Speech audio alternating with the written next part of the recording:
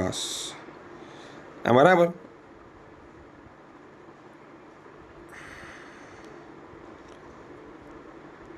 અહીંયા આવશે કટી મેખલા. હા,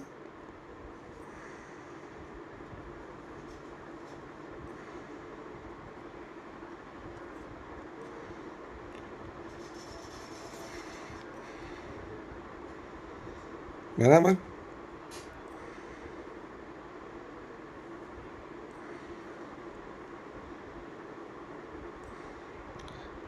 કોઈ ડાઉટ નથી ને ભાઈ આમાં? ના, કાલે પહેલા બતાવી દઉં છું, બતાવી દઉં છું. આ થઈ ગયો પીછોડો. બરાબર. ચાલુ જ રાખ ભાઈ, વન બાય વન બતાવી જ દઈએ. બરાબર.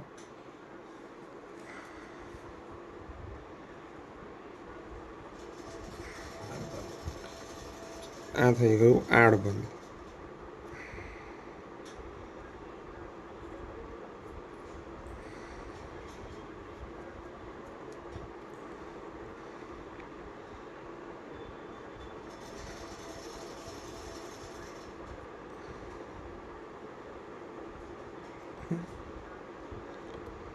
લગાવનો ઉપયોગ કરજો. બરાબર. 1 2 થઈ ગયા. ચાલો,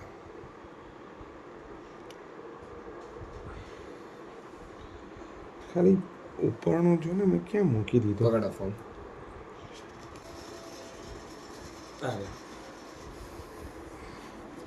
તું જ રાખ ભાઈ ફોન પાછો.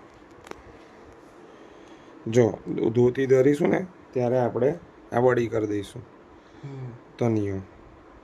બરાબર. આ ધોતી મારે કાલે ધોતી તો નથી. ઉભર બધું કહી દઉં છું. કાલની વાત પછી કાલે. પહેલાં આ જોઈ લો.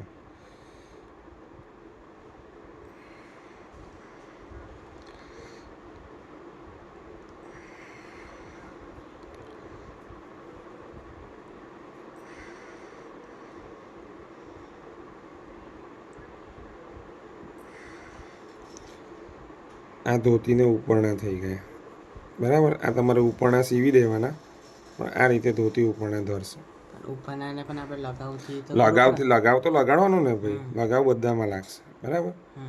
અને આ ધોતીને વ્યવસ્થિત નીપુરથી દબાવવાની. હે ને? પછી એ હું બતાવી દઈશ. કેમ કે નીપુર એટલે પાયલનું કહો છો ને તમે?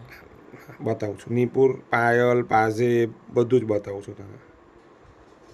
બરાબર. આ રીતે આપણે ત્યારે ધોતીને જો બતાવ. અહીંયા છે ને નીપુર. હવે આ લગાવથી પહેલાં એને એડજસ્ટ કરી દેવાનું. બરાબર. પછી અહીંયા બે બાજુ નીપુર ધરે એટલે વ્યવસ્થિત રીતે આવી જાય.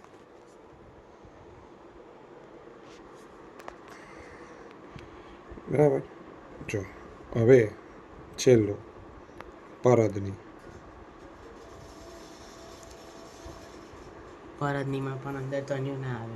પરદનીમાં પણ તનિયું ના આવે. હા, બે વસ્તુમાં તનિયું ના આવે. બરાબર. બસ. પરદનીમાં શૃંગાર કેટલો આવે? કટી સુધીનો આટલો જ. આ પરદની દરે તારે શૃંગાર આટલો જ આવે. હા, એટલે એ પ્રમાણેની ગુંજામાળા સેટ કરી દેવાની. 3-4 સાઈઝની ગુંજામાળા રાખવાની. કટી સુધીની, ઘૂંટણ સુધીની, મનમાલા સુધીની અને છેક આખો ચરણામણી સુધીનો શૃંગાર ધરે ત્યારે.